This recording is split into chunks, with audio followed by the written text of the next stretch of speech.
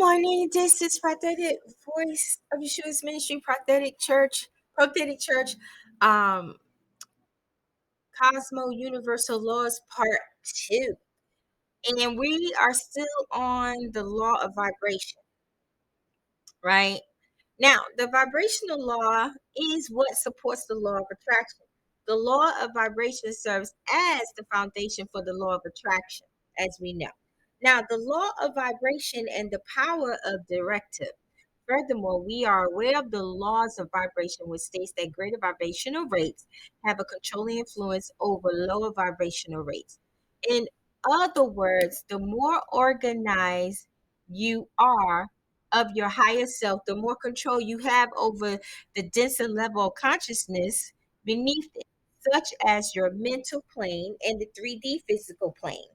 Therefore explains why, because the former has control over the latter. The higher you go in the degree of consciousness on the inside, the greater your ability to easily manifest your goals on the outside. So the higher you go in frequency and vibrations, the higher your conscience goes. And your conscience goes higher in the universal mind, which is God and God's universe. So the universe is more prone to react to you in a positive manner. Now, when your frequencies are low, right? And even if you're, trying to manifest things and decree things, the universe is going to look at your conscience. The universe is going to look at your celestial side. The universe is going to look at your terrestrial side, which is your physical. So if you're living more in the physical, which is a lower vibrational frequency, then the universe is going to react to that frequency. So you may not get your manifestation. You may get something of the opposite that the enemy could throw to you. But if your vibrations are high in the mental realm of God, which is his universe, the universe will look at you and see you as a celestial being on a higher plane and a higher conscience, and your manifestations of your desires shall surely come to pass because God will see to that in Yeshua's name. So this is why prayers don't get answered sometimes for a long time. This is why prophecies don't come to pass for a long time. This is why some people die and the prophecies never come to pass and the desires never come to pass, because they were never taught that they need to bring their frequencies up and their vibrations and validity and velocity up in God. And that the universe only reacts to those that are up there consciously with God. That's the celestial being. The universe doesn't really act like, okay, like the Oprah Winfrey's of the world, Tyler Perry, all of them. They're always talking about affirmation.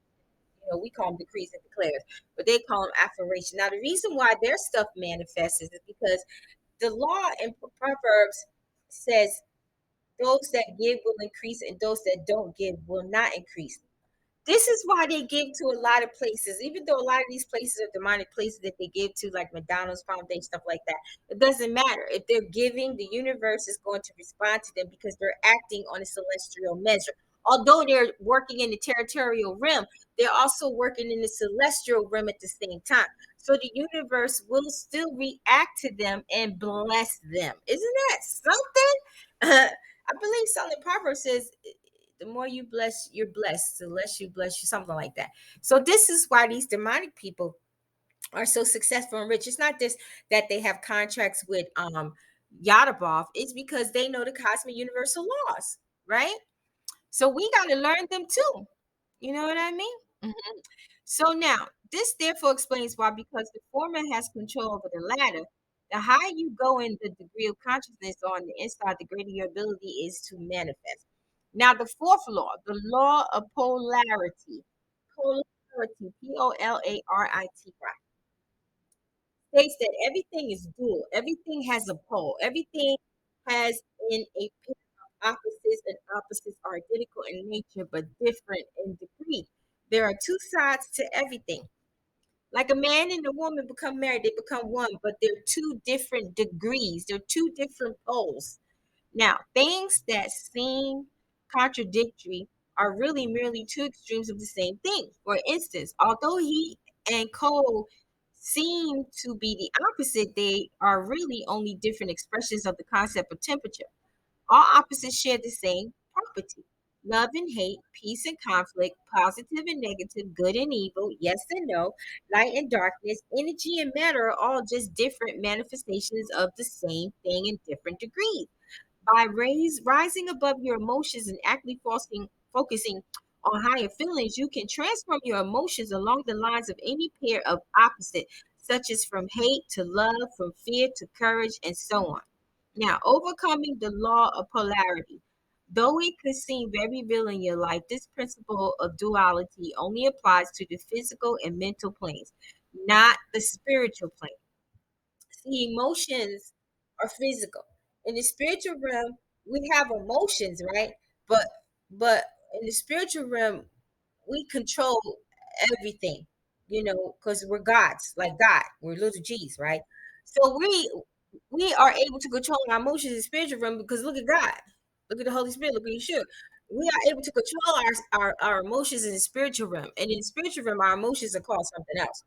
But on this territorial plane, physical plane, your emotions go up and down. So when your emotions go up and down, your frequencies go up and down, right? So all-knowing great spirit or absolute of which your true self is as a divine spark behind everything you say and do. If you make an effort to see the bright side even when things don't seem to be going your way, and if you steer clear of the extremities, life will change for you.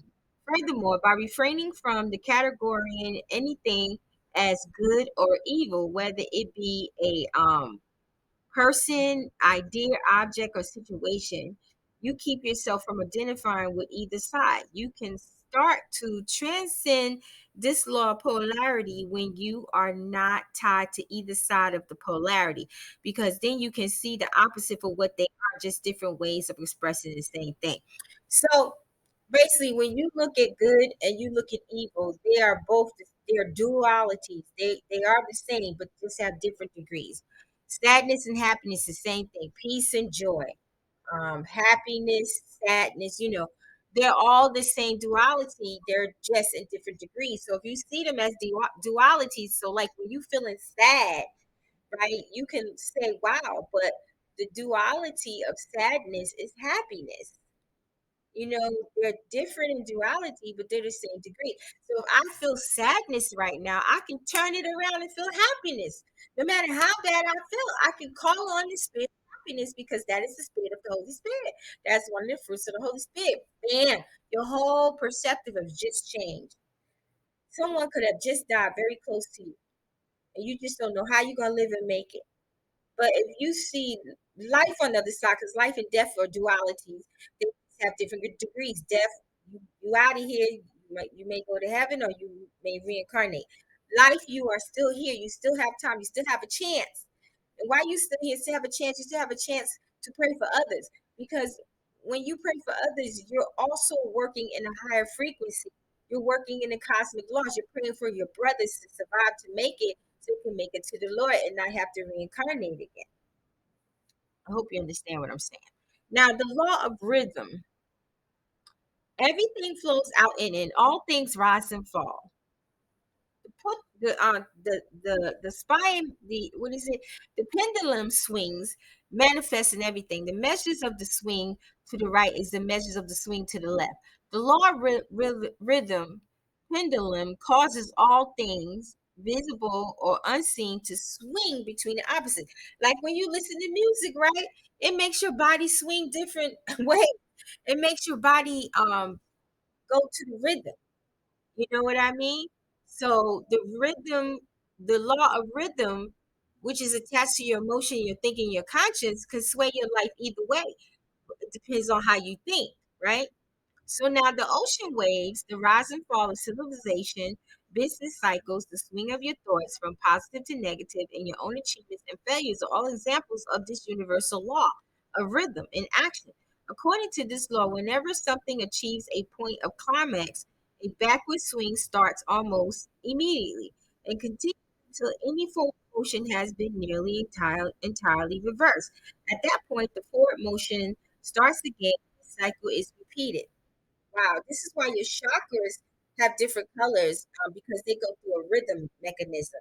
This is why we have two wheels attached to our chakras. So if your wheels is going in the opposite way, which demons do, then a lot of things in your life will go opposite way. But if your wheels and your chakras are lighting up and the rhythms are going the proactive way that the Lord wants them to go, then you'll have positivity in your life.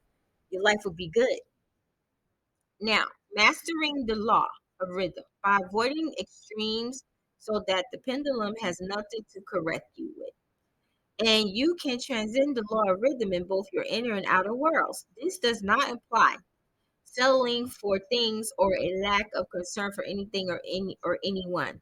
Though instead it means to seek equilibriums and vibrations of God because it is what the law actually desires. When you experience mental extremes, such as those that are on either side of the spectrum, such as fear, panic, obsessiveness, excitement, and obsessional feeling and attachment, try to relax your mind so that the thoughts, feeling, words, and actions that follow won't be extreme. And this approach, the swing to one side will be so gradual that it won't be visible when it swings the other way. Extremes vary from person to person. Therefore, what is considered extreme by one person may not be by another. You can only judge whether something you're thinking, feeling, or doing is severe if it's hurting or damaging either you or or someone else or your present and your future. So basically, if you are doing things that means that's not good, that means you have went against the law of rhythm. So like if you hurt somebody intentionally, you steal from them, you curse them for no reason, gossip about them, you make videos about them, you try to bring them down, you try to stir people away from them, you have just broken the cosmic law of rhythm. Because when you go against someone, they have not done anything to you. You try to hurt them, kill them, murder them, rape them, steal from them, traffic them.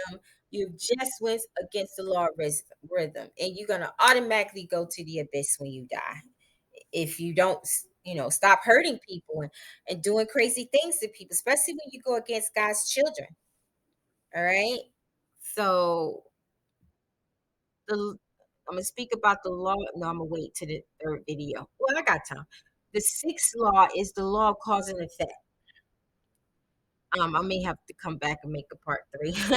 Every cause has an effect, and every effect has its cause. Every result you observe in your outer physical world has a very particular cause, according to the law, which has its geniuses in your intermental world. The core of thinking power is this: your thoughts, your beliefs about who you are, how the world works, and your general mental health. Put in motion particular causes that eventually manifest as equivalence effects in your external environment. So, what this law of cause and effects is whatever you cause, it will affect you and it can affect others. Like one minor mistake could make a ripple of mistakes. All right. So, we have to be very careful of the things that we cause because the effects can be either good or either bad. You can have good results or bad results, spiritual results or physical results. You don't want to go against the law of cause and effect. All right, so I'm going to come back with part three to finish this sixth law and number seven. Shalom.